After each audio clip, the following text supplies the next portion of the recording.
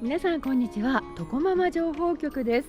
今日は神奈川県の大磯にやってまいりました。大磯といえば大磯ロングビーチのような海というイメージがあるんですが、実はね山もあるんです。今ご覧のようにすでにもう山の中にいるわけなんですが、今日はそんな大磯の山のふもとに鎮座している高久神社という神社を参拝させていただこうと思います。このとこママ情報局、去年はですね結構相模の国いろいろ巡ったんですね。と言いますのも、私が今一時的に神奈川県の横浜市に住んでおりますものですから、せっかくね横浜市にいる間にですね相模の国いろいろ巡りたいなと思って、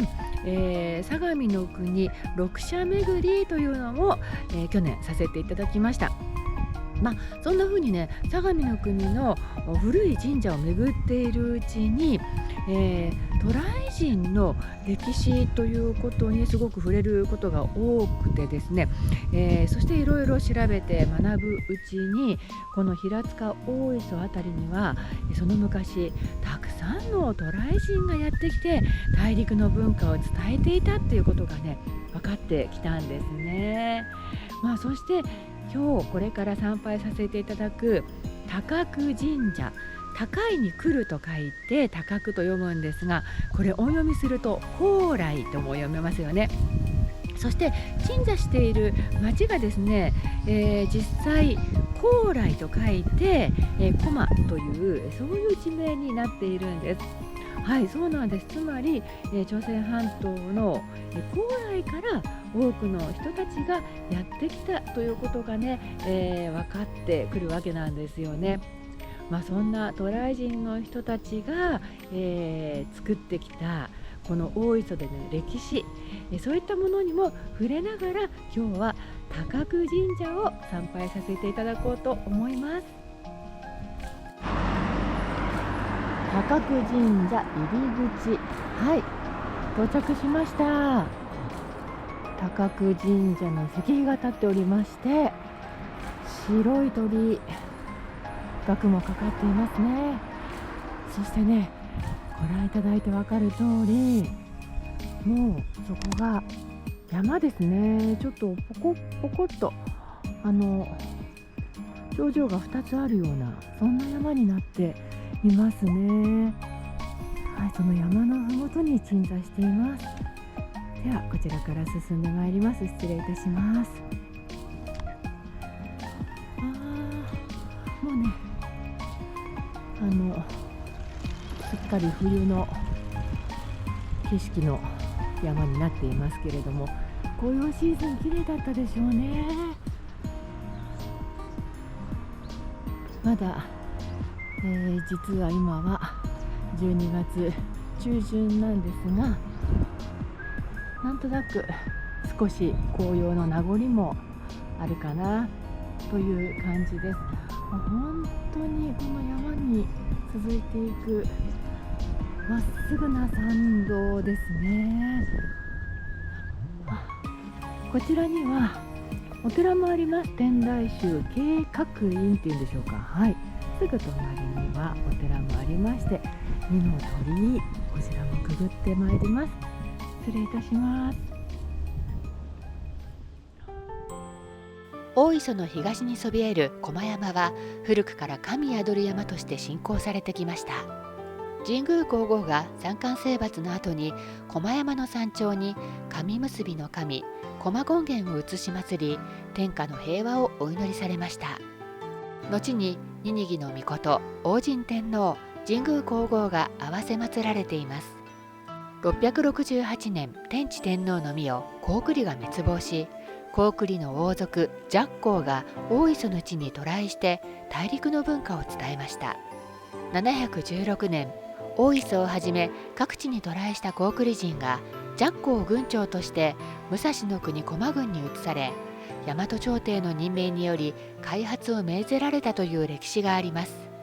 現在の関東甲信地方から高句麗の人々が集められ駒郡が作られ、その中には大磯から移された人々も含まれていました。やがて寂光が亡くなった後、高麗の人々はその寂光を祀り高麗神社を創建。それが大磯から北へ50キロほど行ったところにある埼玉県日高市に鎮座している高麗神社です。神奈川県大磯の高久神社と埼玉県日高市の高麗神社にはそんなつながりがあったのですね。さて、お話を大磯の高久神社へと戻しましょう。717年には行基上人によって見つけられた千手観音菩薩をご本尊とする高麗寺が創建され、かくして神仏集合の聖地となり、慶則山高麗寺を別当寺として長く信仰されてきました。鎌倉時代には幕府の厚い信仰を受け、相模の大寺社に列せられましたが、室町時代には度重なる戦乱の被害を受け、三重塔や多くの伽藍、寺宝が消失してしまいました。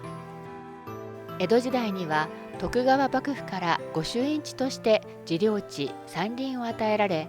1634年には東照権現が勘定されました。明治期になると神仏分離により高麗寺は廃寺となり、高久神社と改称されました。このように高久神社のご由緒を知ることで、その昔大磯の地に渡来してきた人々の歴史を知ることができます。ただ、朝鮮半島からなら九州や日本海側に渡来するのが近道だと思われるのですが、なぜ九州の西側をぐるっと回って太平洋側に出て、四国や紀伊半島沖も通過し、太平洋側の相模の国の方に来たのか。また、呼び名がなぜ高麗ではなく高久という読み方になったのか。また、高句麗からの渡来人が信仰していた神社になぜ三冠征伐をした神宮皇后が祀られているのかなど、不思議に思うこともいろいろあり、それを研究されている専門家などもいらっしゃるようで、まだまだ謎に包まれていることがありそうで興味深いです。さあ、そしてご由緒の中でもご紹介した高句麗の王族寂光。今回初めてその名を知ったのですが、この地に伝わる伝説となっていて、高久神社の夏の祭礼では寂光が大磯の海から上陸したと謳われているんです。先ほどもお話しした通り、寂光は後に武蔵の国、現在の埼玉県日高市へ移り、終焉の地が高麗神社だとされており、高麗神社の宮司様もその寂光の直系の子孫だということです。実は私だけではなく、渡来人の歴史に興味を持つ人は多く、渡来文化の歴史を巡る旅や古代渡来文化遺跡を巡るバスツアー、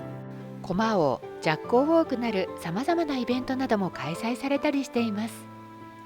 日本の歴史はとても古く複雑で、教科書に載っていることはほんの一部。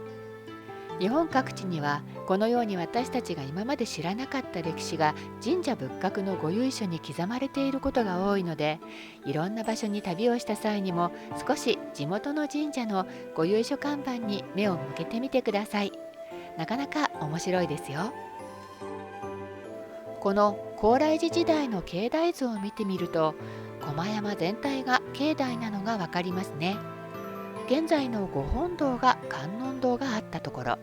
さらに山を登っていくと鐘楼跡、毘沙門島跡、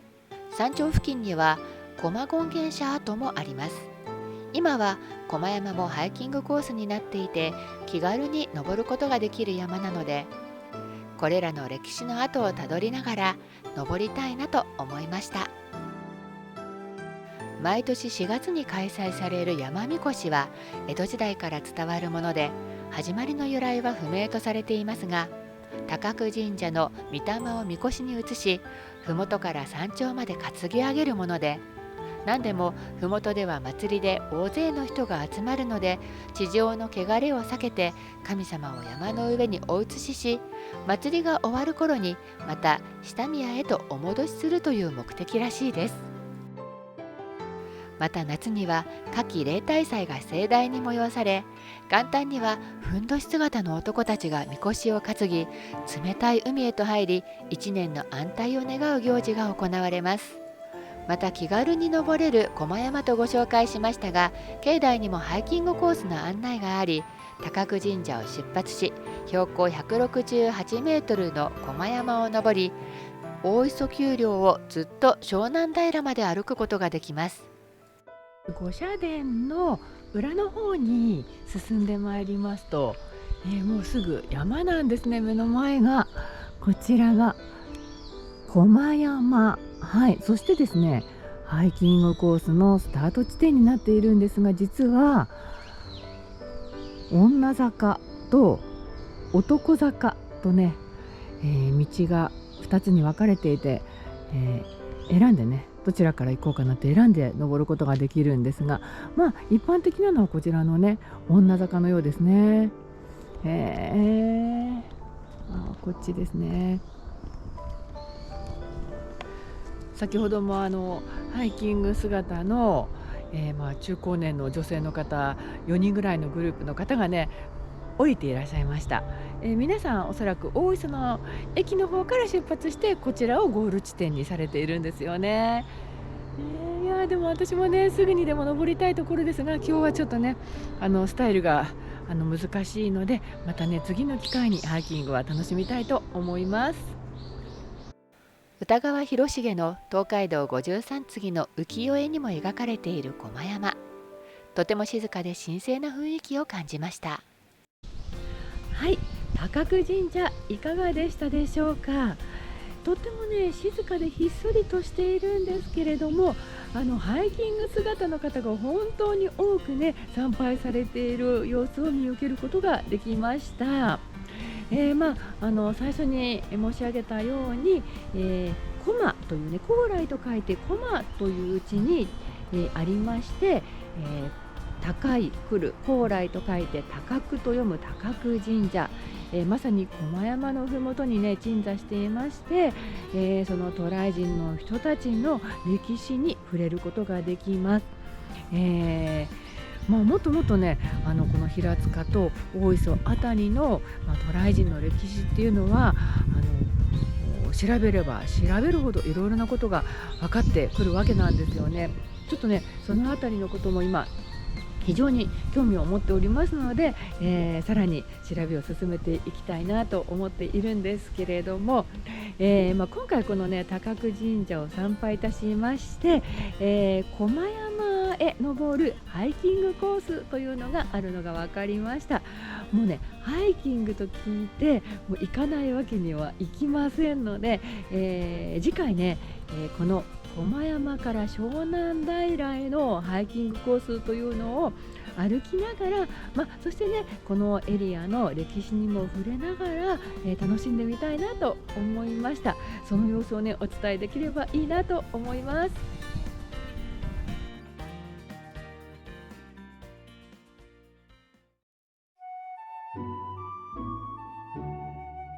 湘南の海岸近くの閑静な住宅地に佇むこちら、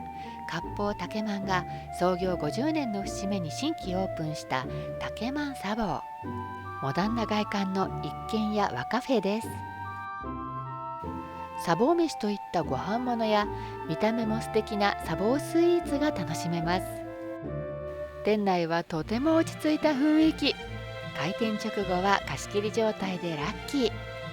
茶房スイーツは抹茶系がメインで、パフェやあんみつなどどれも美味しそうですね。抹茶ドリンクにもこだわりが感じられます。今回は抹茶パフェと緑茶のセットをいただくことにしました。器もとても素敵ですね。抹茶パフェには茶筅がついています。なんとここで自分で抹茶を立てることができるんです。これは楽しい。さて、この抹茶をどうするのかと言いますと、パフェに注いで追い抹茶。抹茶を自分で立てる楽しさ、まさに体験型抹茶パフェです。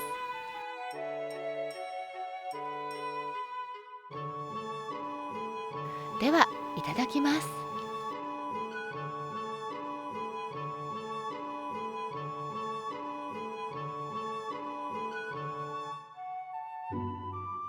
抹茶アイスにさらに追い抹茶をしているので、抹茶が濃厚。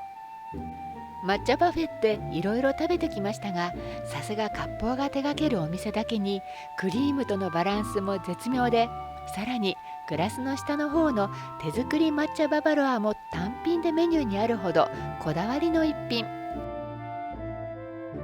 もちもちの白玉ももちろん手作り、とても美味しいです。和カフェなるものは数あれど、大手が手掛けるようなチェーン店とかではなく、本当にここでしかいただけない唯一無二の味、そこにとても価値を感じます。お店の方もとても親切で、いろいろお話ししながら楽しいひとときを過ごさせていただくことができました。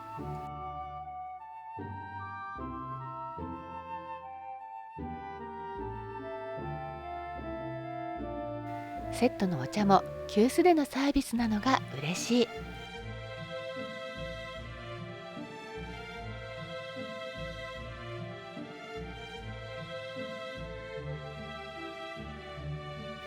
ゆっくりと流れる時間、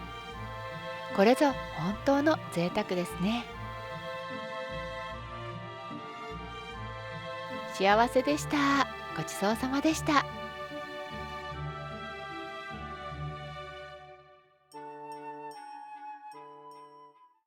お伝えした内容は時期によって異なる場合がございます。最新の情報はホームページなどでご確認くださいね。ご視聴ありがとうございました。次回の動画でまたお会いしましょう。